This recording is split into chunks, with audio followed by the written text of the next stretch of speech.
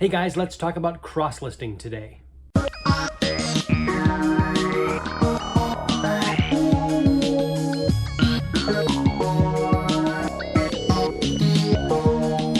Welcome into the channel, everyone. My name is Andrew, and along with my wife Jessica, we are full-time online resellers. That means we go to thrift stores, garage sales, estate sales, we buy stuff for cheap, and then we flip them online on sites like eBay, Facebook, Mercari, and Poshmark. The topic of today's video obviously is cross-listing, and it's been on my mind for a while to discuss. It's not something that I had originally planned on doing, but because we're making kind of an internal push in our own business to do more cross-listing, I thought it would be a good topic for discussion. So if you didn't already know, cross-listing is the act of taking an existing listing on one platform and copying and pasting that into another platform. For example, we list mainly on eBay, but I do cross-list my clothing items over to Poshmark and a lot of our home goods, our toys, and other items onto Mercari. There are a ton of different tools out there available for cross-listing. Some are paid, some are free. You can even do it manually if you want, which is actually how I started, but that's a complete royal pain, and it's a lot harder to manage. However, after looking at a number of different tools out there, we decided to go with Flyp. So just a quick disclaimer, Flyp is not paying for this promotion in any way, shape, or form. In fact, this isn't really a promotion, it's just basically me explaining the tools that I use in my everyday business. So before we get into the topic of cross-listing, I just want to mention that this video isn't to be sort of any high and mighty video. I don't want to feel like I'm preaching to anyone out there. You know, what I'm going to be relaying is what we do internally in our own business. And so what everyone chooses to do in his or her own business is totally fine. I like Flyp because it's free, first and foremost. It doesn't cost anything to use, and their support through a Facebook group is actually pretty good. I've reported a number of bugs to them over the last number of months, and they've each been addressed and fixed. So when it comes to cross-listing, there's a few things to take into consideration. One, it's going to be a little bit more difficult to manage your items because they are listed in multiple places. When we originally started out, all of our listings were in eBay. And so when you go to the My eBay page, everything is right there in front of your fingers. So the one thing that I quickly learned was that when you start cross-posting, it's easy to lose track of the items that you've already listed and the items that you need to list. So when we did our new listings every day in eBay, I would also take time to cross-list those manually into Poshmark. Instead of a third-party application, Flyp is a Chrome extension that you use in a web browser. Once you install it, you're able to import items from your existing platforms and then take that information and cross-list over to any of their other supported sites. Currently, I use them to cross-list between eBay, Poshmark, Mercari, and Facebook Marketplace. Now, this video isn't going to be a tutorial of how to use Flyp, rather just my thoughts on it and how it has affected our business. The one thing that you need to take into consideration before cross-listing, though, is whether or not you think it's going to help your business. You know, maybe you sell a lot of items that don't lend themselves well to other platforms. Maybe eBay, if you're selling solely on eBay, maybe that's the niche that you want to be in. And that's totally fine. Like I said, I'm not trying to persuade anyone to get into the cross-listing business. But personally, we have had a really good success rate with Poshmark and, as of late, Mercari. Of course, with any new platform, you have to learn the types of items that sell on it and their individual shipping options. That's one of the things that I think most resellers struggle with, is how to ship. So not only do you have to learn how to ship effectively on eBay, but Poshmark and Mercari each have their own shipping methods, whether it comes to flat rate shipping or different size and weight limits. So you have to be cognizant of those as you're listing your items. The way that I look at cross-listing is very much like a grocery store. I personally shop at the local H-E-B grocery store. Many of you probably have never even heard of H-E-B. However, I'm sure that you've heard of Walmart. Well, we have one of those here too. But I personally choose to shop at H-E-B. But there are a ton of other people that choose to shop at Walmart. And I'm sure that there's a lot of people that shop at both stores. So when I look at the items in my eBay store, I'm thinking to myself, if I'm only limiting my customer base to eBay, then perhaps I'm waiting longer to sell certain things than if I had them listed on other platforms. So I know clothes obviously are meant for Poshmark, and so I began to cross-list all of my clothes over to Poshmark. And again, nothing is instantaneous, but over time, after I had established my Poshmark closet and learned some of the rules over there, I began to see some sales. And they were for existing items that I had on eBay that really had no traction. And once I did cross-post them to Poshmark, they found a market. Similarly, some of our older inventory that hasn't moved in eBay, I've begun to cross-list over to Mercari, and as of late, I've seen a number of great sales there too. So our methodology is that when we list our new items for the day, I take time to also cross-list when necessary to the other platforms. So for instance, if we're listing shoes and we're listing clothing, then I automatically will take time to cross-list those over to Poshmark.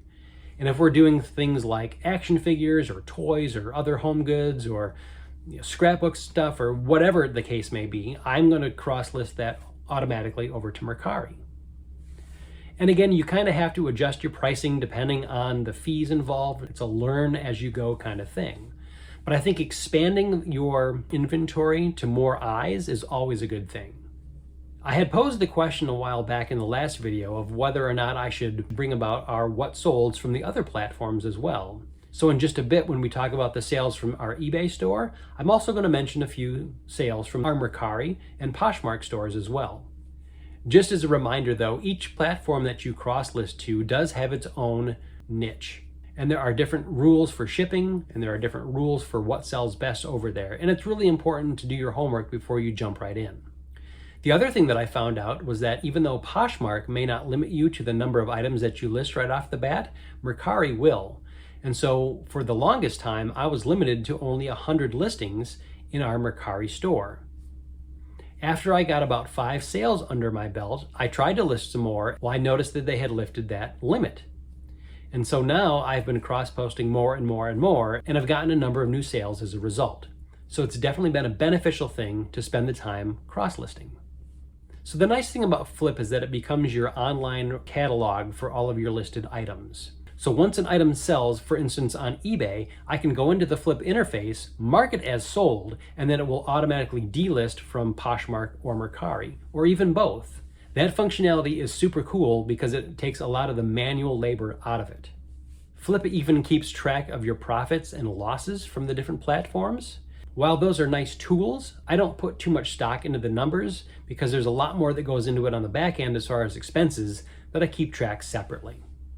Just like any tool, I think that there are downsides to using Flyp. For instance, because we have so many listings in eBay, once you import your items into Flyp, you're only limited to 200 listings at a time, where you can browse through those and click to import. But from that 200, you're only able to actually import 20 into the Flyp interface itself. So even though you're only viewing 200 entries through eBay, you're only able to grab 20 at a time. When we made the decision in our business to start cross-listing into other platforms, I knew that it was going to be a work in progress, right? It wasn't going to be instantaneous. It was going to take a lot of work, and I knew that simply importing them all into Flyp at one time wasn't going to be possible. So I knew it was going to take a while, and there was going to be some effort involved. And again, no tool is perfect, and so as you get to do this, you become familiar with the limitations and some of the bugs that creep in. And so again, that's where their support really comes into play.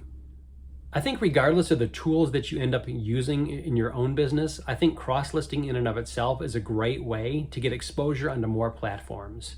You know, the way that I look at it is if something sells on Poshmark for me, that's a sale that I wasn't getting on eBay. And so had I not been cross-listing into Poshmark, then I may not have gotten that sale to begin with. So looking at it from that standpoint, I really think that it has helped our business expand into other areas with minimal amount of work. So again, to recap, my thought on this video was not to really persuade anyone into using Flyp. It's not really persuading anyone into cross-listing items that they're not wanting to cross-list. It was just relaying our experience and how it has helped our business achieve more sales. And I think that's really the ultimate goal of cross-listing, is just getting your stuff out there in front of more people's eyes and making those extra sales. So again, I hope this didn't come across as preachy or persuasive in any sort of way. I felt strongly enough where I just wanted to put that information out to all of you. So I'm curious on your thoughts. Do you guys already use cross-listing in your own businesses? Do your businesses meet that level? Are you guys more casual sellers, or how does your business look at cross-listing? So having said all that, thanks for listening, and let's jump into some what solds. So starting off the list of items that have sold out of our eBay store was this. This was an Adidas men's maroon long sleeve fleece lined hoodie, and it sold for $17.99 plus shipping. The next item up was this Coke branded women's juniors 3XL Coca-Cola logo shirt, and it sold for $11.69 plus shipping. The next item was this Meet the Sight Words Level 2 Preschool Prep Easy Reader Homeschool books. These sold for $9.99 plus shipping. This next item was definitely cross-listed over to Poshmark, but it did end up selling on eBay. This was a pair of Lucky Brand women's jeans, and they sold for $20 plus shipping. Next up was this Scentsy bar. It was a discontinued scent, the Very Snowy Spruce, and it sold for $5.69 plus shipping. After that was this unbranded Star Trek The Original Series logo wristwatch, and it ended up selling for $9.49 plus shipping. Following that, we had another pair of jeans go out. These were the Torrid women's size 16S mid-rise jeans, and they sold for $18.99 plus shipping. And believe it or not, another pair of pants sold. These were Air Force men's size 38S digital camouflage pattern utility trousers, and these sold for a best offer of $16.49 plus shipping. Up next was this 2-pack of HP inks. This was the HP 63 black and tricolor original ink cartridges. This sold for $29.99 plus shipping. The next sale was really great. This was a watch that I had picked up in an estate sale a couple of weeks back for just a few bucks. This was the vintage 1980s geometric pop art watch called QB by Alfred Brodman, and it sold for $74.99 plus shipping. The next item to sell was, I'm sure, a result of the death of Queen Elizabeth. This was the Thai Beanie Baby Purple Diana Bear, and it sold for $12.99 plus shipping. The next item was this Bath & Body Works lotion. This was called Magic in the Air Super Smooth Body Lotion, and it sold for $11.39 plus shipping.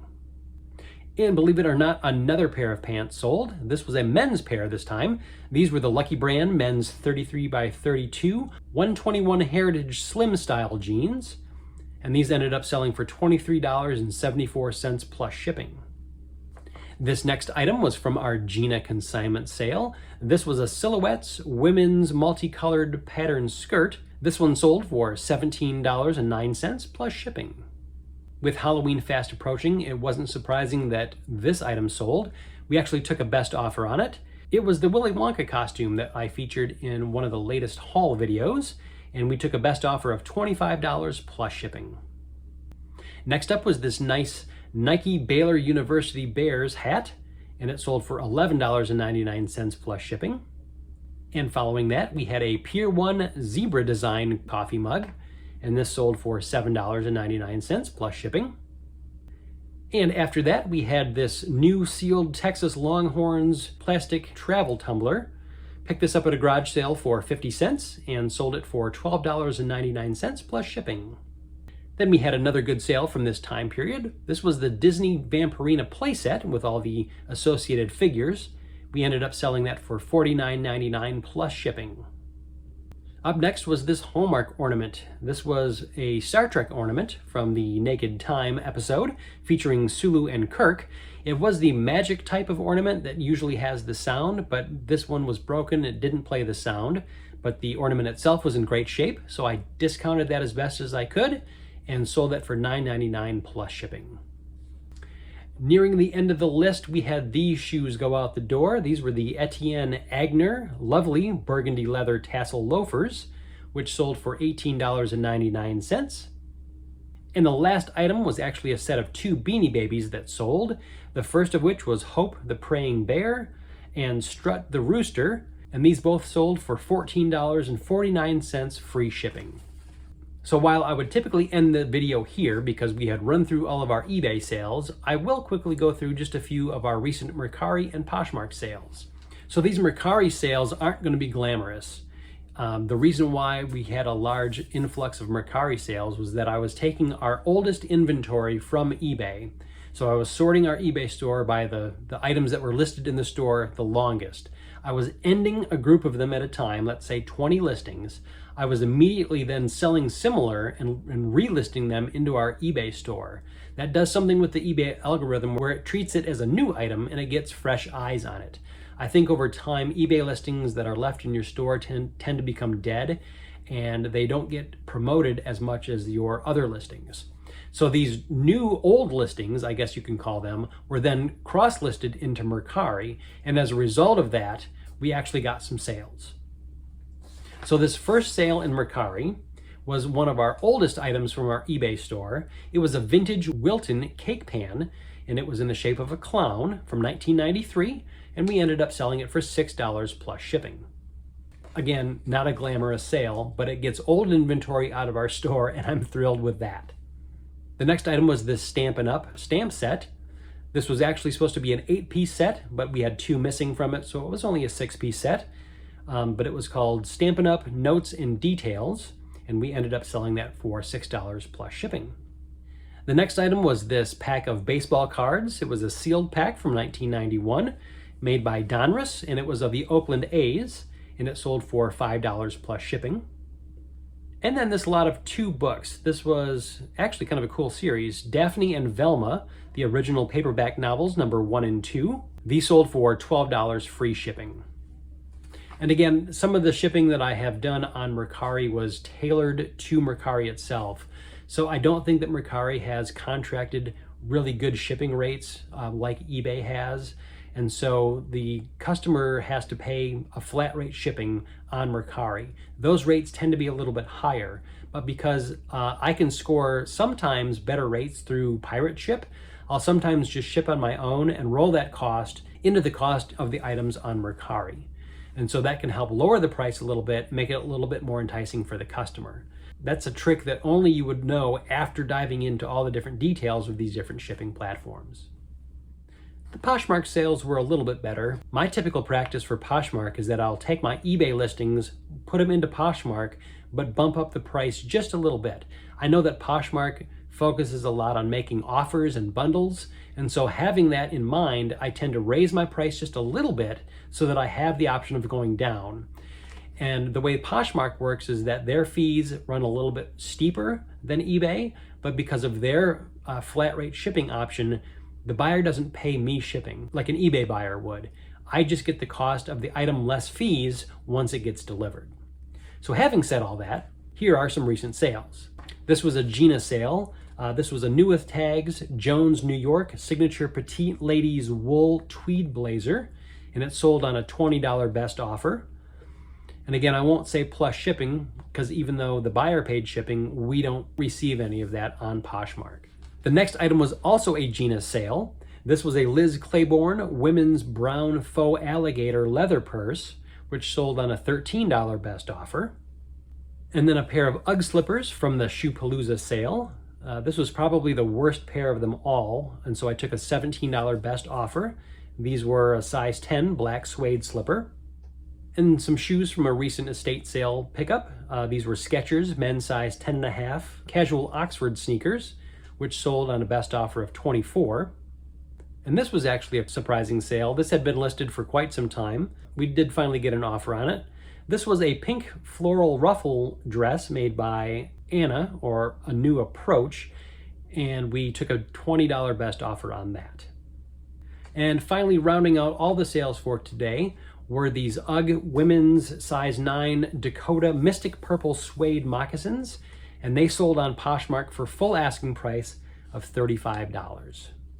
Okay guys, that's about all that I have for today's video. I hope that you found it informative, and I hope that I didn't come across as preachy in any sort of way. My intent was to only provide some information about how we run our business, and maybe that information could help you in yours. So if you did find it informative or you liked today's video, go ahead and drop a comment below. I'm always happy to have a discussion about certain topics. And if you don't mind, go ahead and click the like button. And if you feel moved to do so, please subscribe to the channel. We are approaching the 100 subscriber mark as I speak, and I am thrilled about that. I didn't ever think that we would get to that level. I know it's minuscule compared to other channels out there. It's very rewarding to know that there are those out there that are willing to listen to me ramble on about things that have sold out of my eBay store and listen to how we run our eBay business. So again, I really do appreciate everyone's support out there. We are considering doing a small giveaway for when we reach that 100 subscriber mark. So if you have any friends or any colleagues that you know that are interested in watching yet another reselling channel, go ahead and forward them our information. I would really appreciate that. And again, thank you for watching to the very end as always, and we'll catch you guys in the next one.